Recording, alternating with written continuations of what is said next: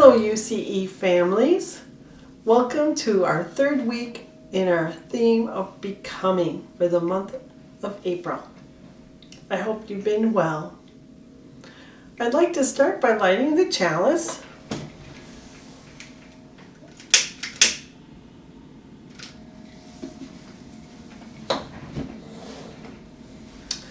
The segments we're focusing on this week are From the Mailbox and On the Porch. And these are primarily for parents, but you might see some things that you can use with your families. First we'll start with From the Mailbox.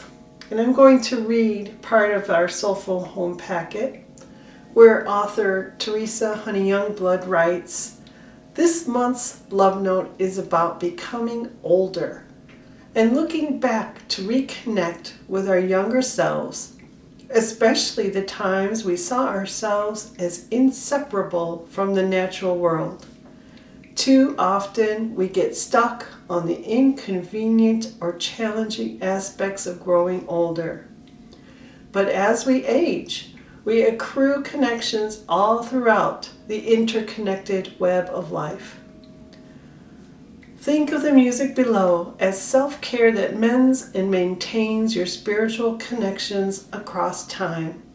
An acknowledgement that no matter how much older we become, we still contain all our previous ages within us." And in the packet she has a link to a song called, it's written by and sung by a group called Beautiful Chorus. And I'll put the link to that song below as well. So check that out. It's a very pretty song. Next in our From the Mailbox segment, she talks about birding. Now, I've become a little bit of a birder over time. My mother-in-law was a big birder. She traveled around the world a bit to watch birds. And I learned a few things from her. And even though she has passed on into another realm somewhere, her memories and her spiritual connection to the birding world has stuck with me over the years.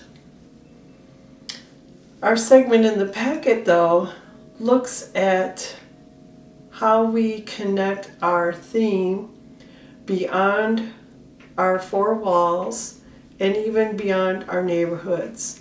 In particular, how does it connect to our work for anti-racism and anti-oppression efforts? And birding comes in because it is a mostly white person activity. You don't see too many people of color out birding. And the kids in your family might think, well, why is that? Why can't people of color go birding? Well, they do. But sometimes they are challenged because they are people of color. They may have people questioning whether or not they should be out there bird watching. And they may approach a person of color and say, what are you doing here in this little stretch of the woods? And may not believe a person of color when they say, well, I'm birding, because it's not a very common activity, first of all. And so in our packet, Teresa points out how people of color may feel unwelcomed. They may be followed and confronted while out in nature. And so we are being challenged to not play into that when we see people of color out enjoying nature.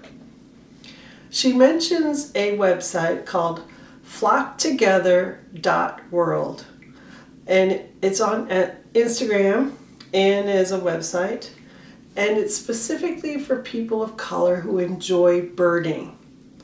And in their website, you will see other links to other organizations that have missions for helping Black, Indigenous, and people of color enjoy natures and the outdoors.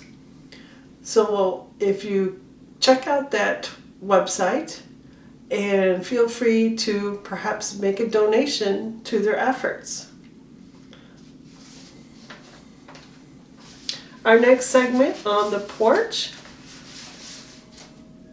is something to do as a co-parent with your significant other or any other adult that you feel comfortable with. And the idea is to explore some questions together. And the segment is divided into two parts. The first one is called A Sip of Something New. And that's where you consider a new idea that you may not be aware of and explore that together. And this month, the idea is how we are becoming older, obviously, undeniably older. And the question is, when was the last time you talked about your own death in an honest and straightforward manner? Because most of us want to avoid that conversation. We may not want to admit that we are going to die, obviously, someday. Hopefully a little later than sooner. But of course we don't know when that's going to happen. So we avoid the conversation. It makes us a little uncomfortable, to say the least. So our challenge to you this month is to really talk about it with your partner, your significant other, or someone who you can trust enough to help you with this. And in the packet, Teresa mentions the Institute for Healthcare Improvement.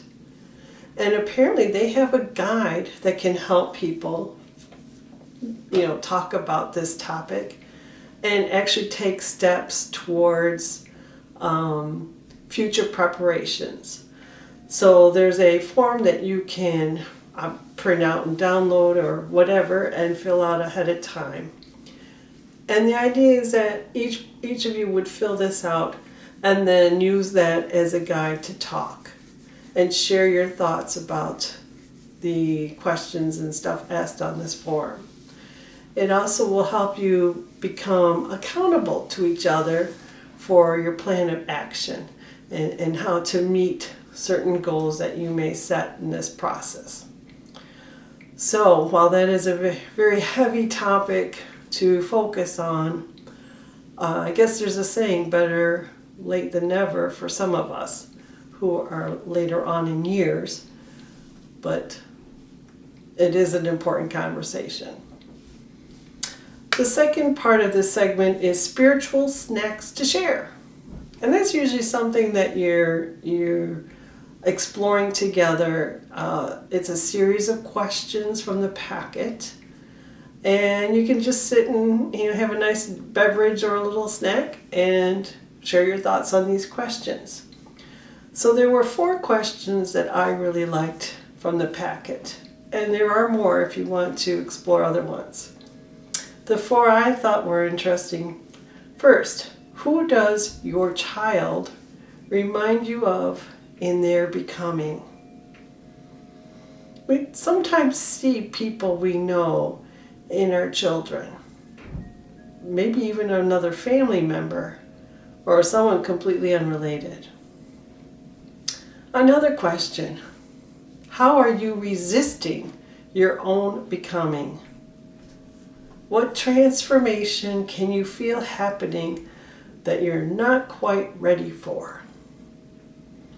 Sometimes as parents, we challenge ourselves to help our own becoming, our own growth, because we get distracted by life. We get distracted by the kids and all their activities and schoolwork or whatever.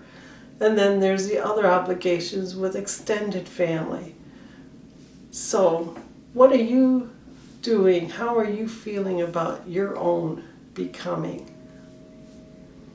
Another question, how has your faith helped you become who you are? What role has Unitarian Universalism played in your becoming?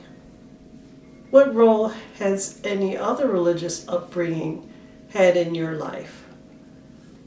And for those who have not been raised in a religious organization, how did that make an effect in your becoming the person you are today? And last but not least, what do you hope our society will become in 5 years, 10 years, 20 years? What would you like to see happen?